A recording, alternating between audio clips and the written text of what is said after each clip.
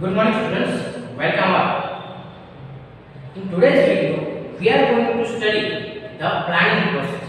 In our previous video, we have seen something basic things related to the planning, like characteristics of the planning, what are the benefits and limitations of the planning. These all things have been studied by us in our previous video. In today's video, now we are going to study what are the process of the planning. It means if you want to plan anything, if you want to plan any activity in your business organization, there is one process, there is a step to plan that particular activity. You cannot plan anything just by your assumption. First we have to do these things and after that we will do these things.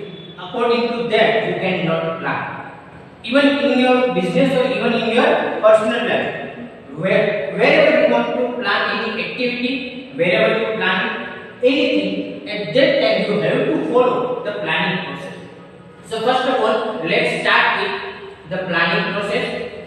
On the page number 149, there is process of planning or steps in planning is given in your book. So first of all, open up your book.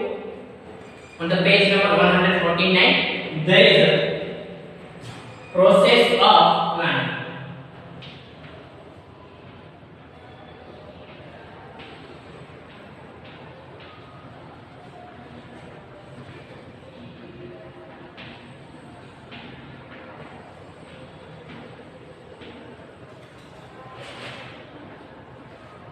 Students, first of all, you have to keep in mind wherever you ask to write process in the examination, at that time you have to follow the sequence. For example, if you have given characteristics of the planning, at that time all the characteristics can be written in any form. There is no need to follow the sequence order of the characteristics. Same for the benefits and the limitations. In the limitations and benefits also, if you are asking what are the limitations and benefits of the planning, at that time also you can write benefits and limitations as per your convenience. But while you are asking process of the planning or steps of the planning, at that time you have to follow the sequence order which is given here. So let's start with the introduction. The scope and area of planning vary as per the types of the business and objectives. Every business has its own problems and there may be difference in the details of planning. Desires of top management, situation, staff, etc., all of them affect the planning. There is no consensus among management scholars about the steps of planning process. They also differ in the number of stages. Alex Osborne has given main 6 steps of planning as shown below. Here they have given that according to your business type, according to your staff, according to the requirement of your business, there could be more or less steps in the planning process. According to your convenience, you can increase or decrease in the steps of the planning. There is no any particular process about the planning. For example, if you want to do any scientific process or any scientific theory, at that time on that theory, each and every time there is a same theory followed up. But in the planning process, there is not any particular theory related to the process planning. There could be less or more steps of the planning can be found out at everywhere, but in our subject mainly 7 stages of the planning are given. Alex Osborne, this person gives the steps of the planning. So now let's start with the first point, that is determining the objective.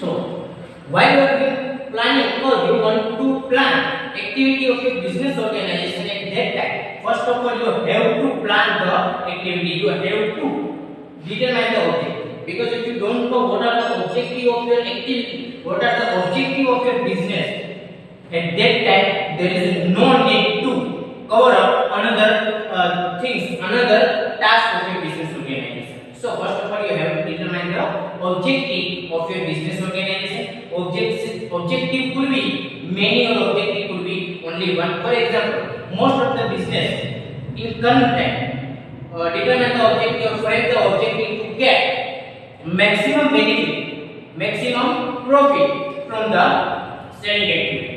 For example, this is your objective. So according to this objective, you have to frame all other tasks, all other activities related to your objective. So the most important functions of the management is to select the main objective from so many objectives from the business unit.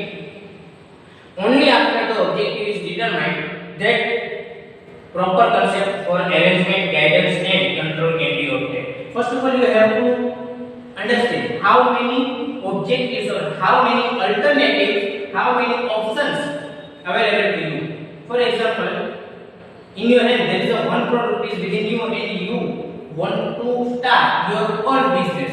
At that time, from 1 crore rupee, you have a number of options available to start the business.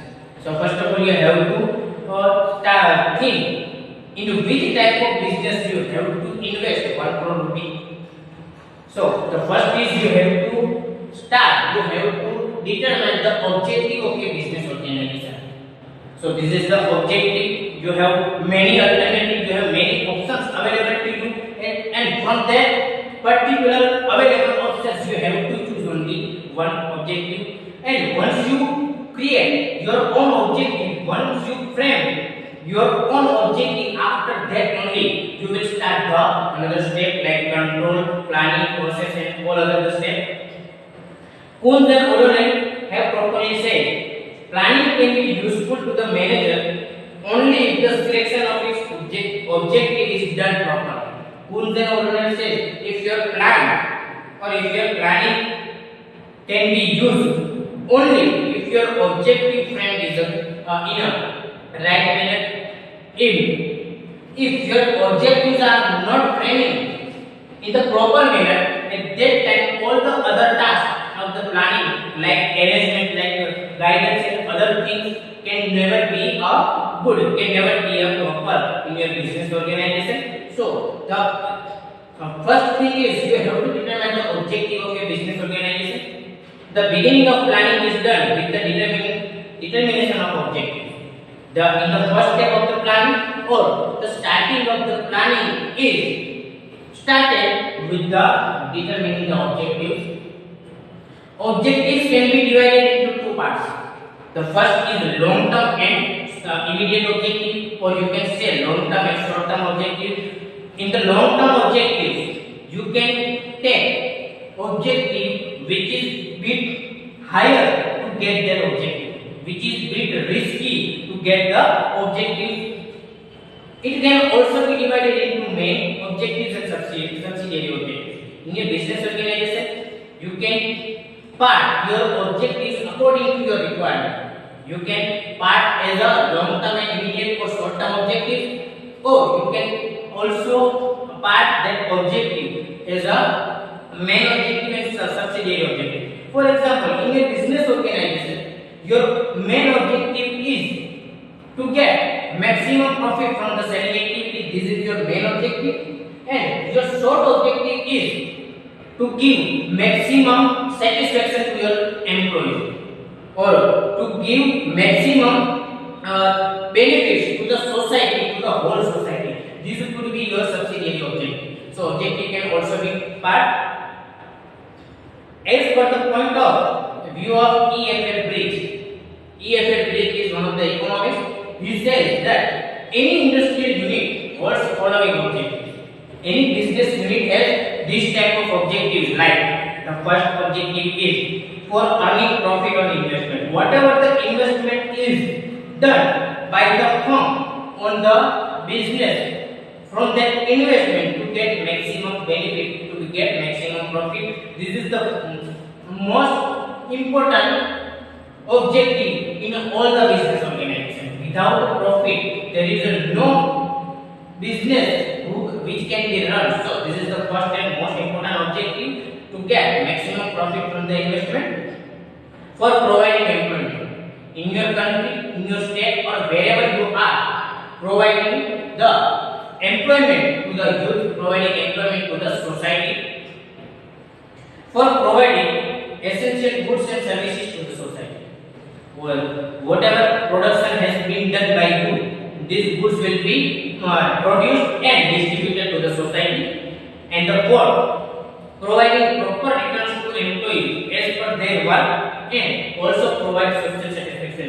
This is also one of the main important, because once your employees are not satisfied with you or with your business organization, at that time your business organization cannot be developed as you want.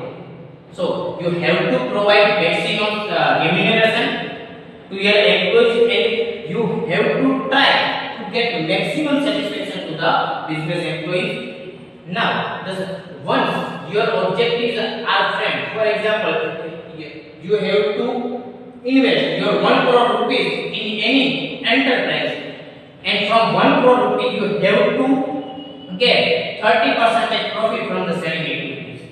In the first year, તમારો પહેલો objective છે કે 1 કરોડ રૂપિયા તમારે investment કરવા છે, એમાંથી 30% તમારે નફો મળવો જોઈએ. So your objective is framed. Now you have to turn to the second point, which is determine future premises.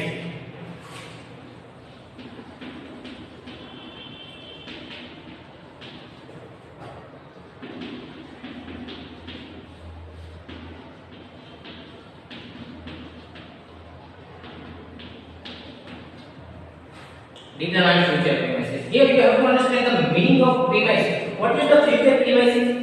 Future premises means whatever the situations happen in the future, these all situations, all the factors related to futures have to be kept in mind while you are doing planning.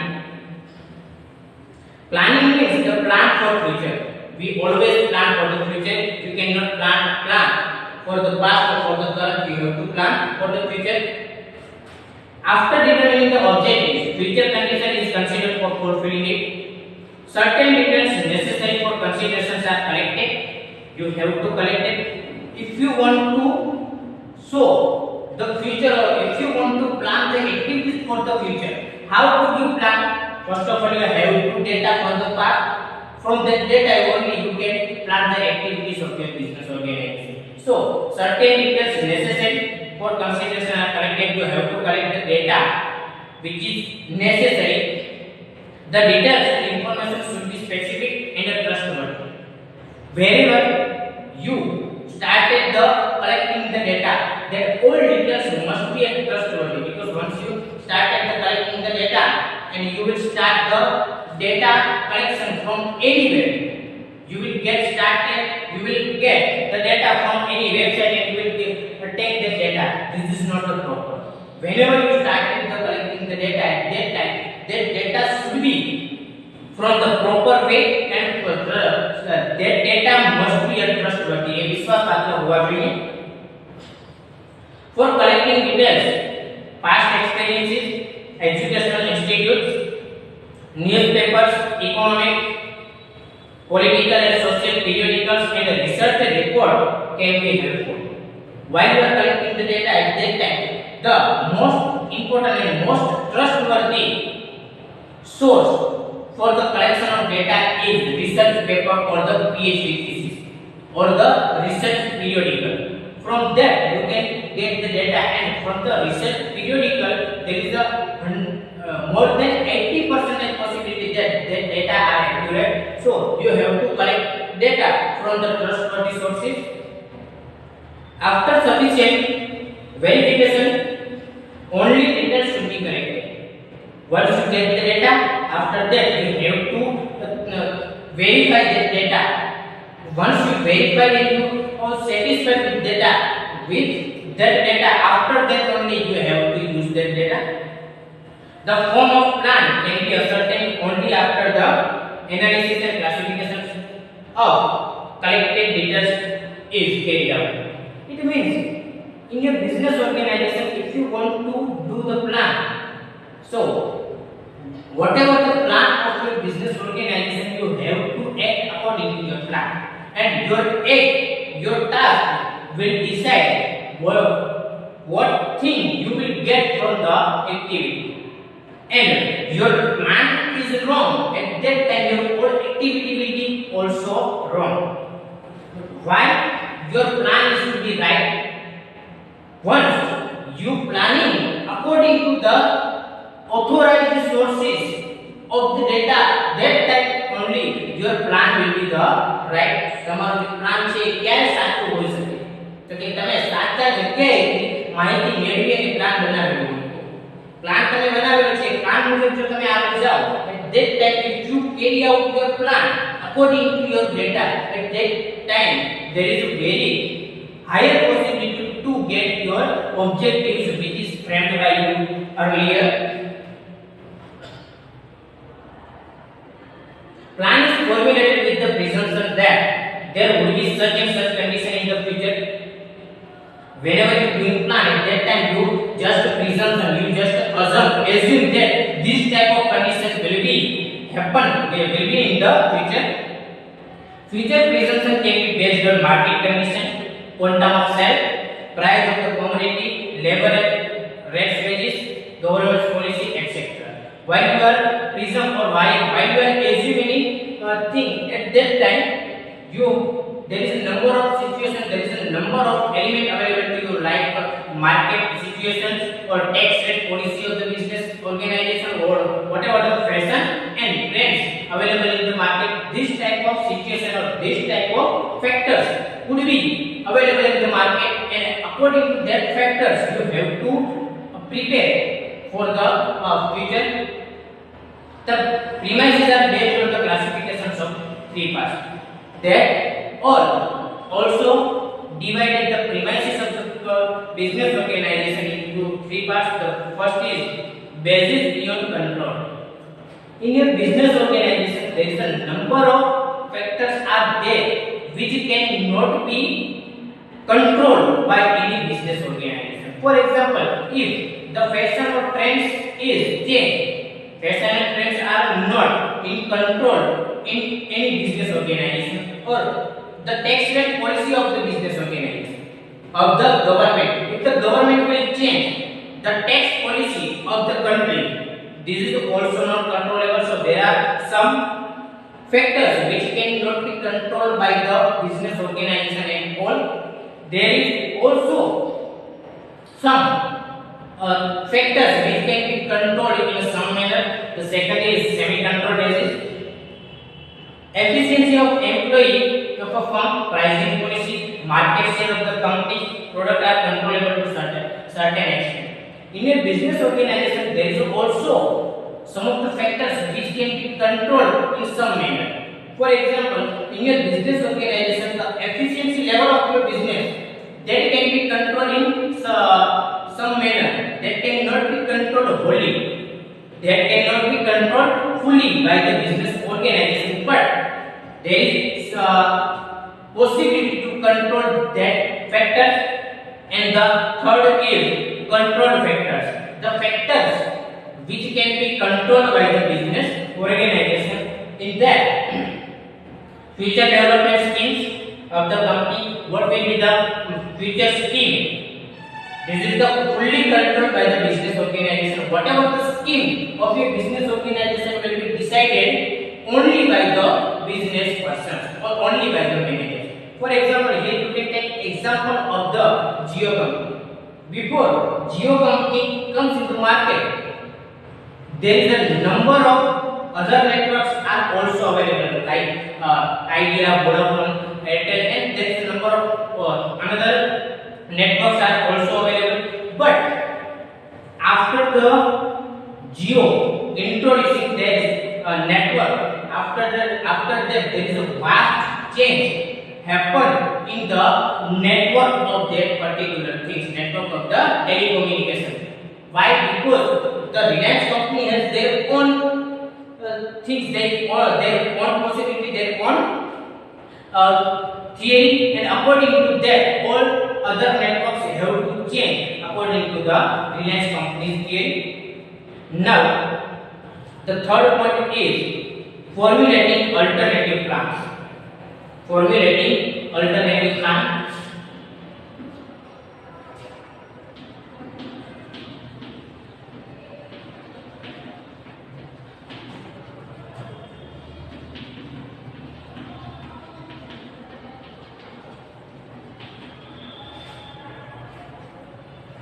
In the third stage, different methods are considered for achieving the goals. The manner in which there are different paths for a particular destination. For example, in the third stage, you have to take into consideration the various options, the various alternatives available to you. For example, if you want to do any activity, to do that activity, there is a number of ways to do that activity. From number of ways, from the number of options, you have to choose the best options for you. Here they are given. Similarly, there are different ways of achieving the objectives. After considering all the alternatives, the planners formulate alternate plan. These plans are formulated for the complete unit or for some department also for solving a particular problem. Alternative plans are formulated. It means whenever you are doing planning, at that time you have to keep in your mind the number of alternatives available to you to do any particular task.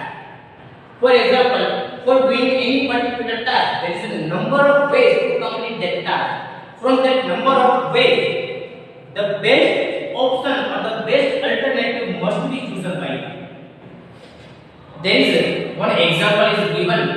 For example, if profit is to be increased, for example, in your business organization, if you want to increase your profit, for increasing the profit, you have number of options available. The first option is price can be raised. If your price will rise from 10 rupees to 12 rupees. For example, any product of your company, selling price of that product is 10 rupees, and from the 10 rupees, if you rise the price of that product from 10 to 11, at that time, from one unit, you will get one more rupees as a profit. So, to get more profit, the first option available to you is to rise the price. The second is, or production cost can be reduced. Here, the second option is, for example, in your business organization, the price of any product is rupees 10. How you can get more profit from the selling activity, from the selling? So, the first option is, you will rise your price from 10 to 12. At that time, you will get 2 more rupees as a profit. Or the second option is, you can cut on the production cost. For example, to produce 1 unit, you will get 8.5 rupees as a cost. કોઈ પણ 10 રૂપિયાની એકમ જે છે બનાવવા માટે તમને 8.5 રૂપિયાનું જે છે એ કોસ્ટ થાય છે, પડતર થાય છે. If you have 8.5 rupees cost for any unit, at that time you can cut that cost 8.5 to 8 rupees. Here you will also get the more profit. તમારી જે છે પડતરમાં ઘટાડો થયો 8.5 થી 8 થઈ ગયો તો તમારી જે છે selling price now your selling price will be the same. Your selling price will be the same 10, and you will get 0.5 rupees more from the selling. The third option is, similarly it can be done by economical expenses on sales and distribution. Whatever the expenses you will occur on the sales and distribution, you can cut that expenses from the sales and distribution. Same way, certain raw materials can be manufactured in the workshop. There is a number of options available to cut on the price level or to increase the profit. For here, if we take an example of this, and here we just take 2 options. For example, if any company wants to get more profit, there is a main 2 options available to them. from 10 to 12. In that case, that particular person, that particular firm will get 2 rupees more profit here. So ultimately the profit will increase, or that company or that firm can reduce in the cost. For example, if any person with selling price is 10 rupees, the cost of that price is 8.5 rupees. If that company, that firm will reduce their cost from 8.5 to 8 rupees, at that time also the profit will increase 0.5 rupees. In that both the case, ultimately the company will get more profit from the another. So wherever you plan, at that time you have to choose the best plan for you. The fourth one is the assessment of alternatives.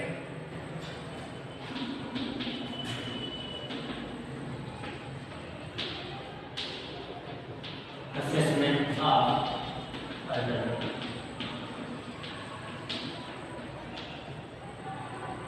You just on the alternative, or you just choose the, you just see the options. For example, you are aware about this type of alternative.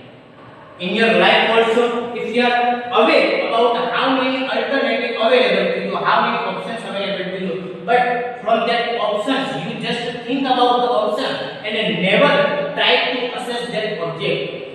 At that time you will not get the benefit of your business organization or benefit of your options. So at the time of investment, one should always consider the profit or returns.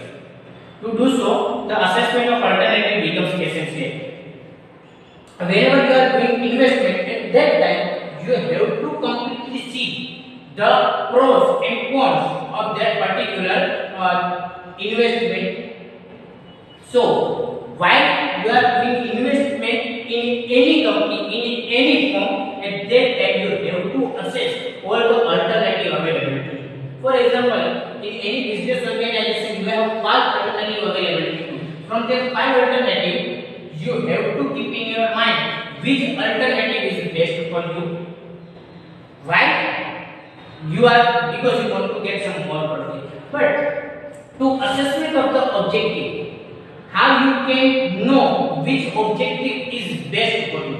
For example, here you have 5 alternatives available to you, and from that 5 alternatives you have to choose only one objective. So to choose this one objective also, at that time you have to consider all the factors related to the all the objectives. The next is, some of the ways might be profitable, but at the same time the risk will also be very high. In that options, in that alternative, some objectives may get you more and more profit, but on the other hand, that alternative could be very risky, and on the other hand, other ways may not be in consonance with the some other ways may be safe, but the extent of profit may be less. There is also some objectives which is safe for you, but that will not give you the more profit in comparison to the other objectives or other alternatives. Other way may not be in consonance with the long term and short term objectives. Moreover, some individual factors also required to be taken into consideration. It means in your business organization, there is a number of options, there is a number of alternatives available to you. For example, to do any particular investment, you have 5 alternatives available to you. From that 5 alternatives, you have to take into consideration the pros and cons, the dark side and the other side of that options. First of all, you have to see each and every side of all the alternative available to you, and after that the best alternative for you will be chosen by the you, or will be chosen by the business entrepreneur. The fifth is selection of plan.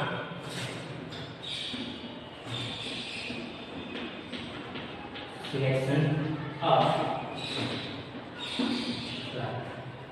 In this fifth stage of planning, favorable plan is to be selected. Generally, the plan is comparatively seems most favorable is adopted. You after the whole the process, you have to select the best plan. First of all, you determine your objectives. According to your objectives, you determine future premises, what is the situation, what is the environment, or what is your demand for the future. It will be decided. After that, you formulate alternative plan. For example, for the same thing or for your objective, how many alternative or how many options are available. This will taken into consideration by the business entrepreneur. Then the assessment of that alternative is to be happen, and after that all the things will happen. You will select the particular plan. Different points of view like simplicity, economy, efficiency, etc. are taken into consideration. It means whenever you try to accept the plan at that time, is that plan is simple to implement in any business organization. What is the effect of the economy on your plan? And the third is efficiency. Is your plan effective in your business organization or not? These all things, these all factors are also taken into consideration while you are selecting the plan. So the fifth point is you have to select the plan according to your requirement. After that, the sixth point is formulation of subsidiary plan.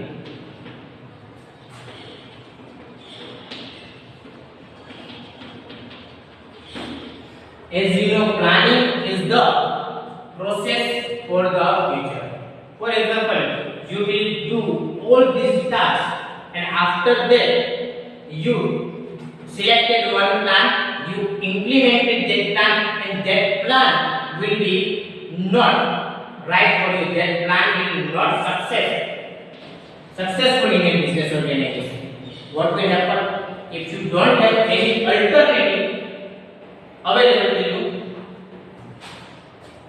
Sorry, here formulation of subsidiary plan.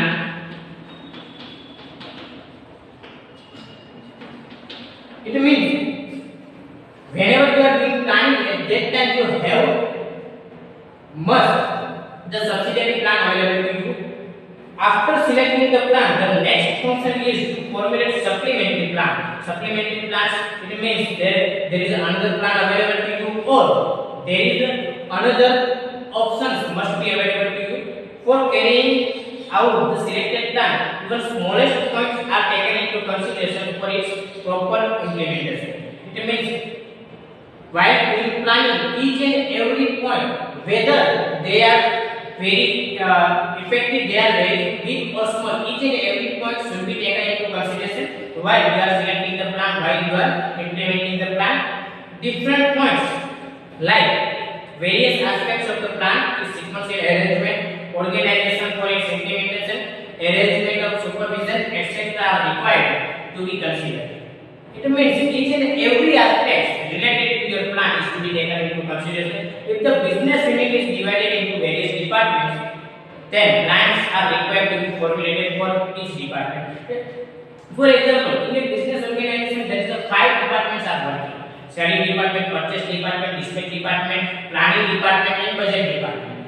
So, according to the requirement of each and every department, plan must be selected or plan must be formulated according to the requirement of the each and every department. So, this is the 6th stage, formulation of subsidiary plan. It means if you require, if you need, if you want, at that time subsidiary plan can also be framed.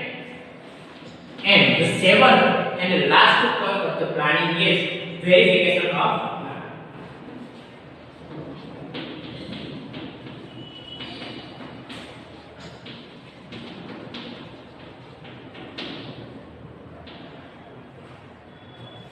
After the implementation of the plan, verification of its progress is also equally significant.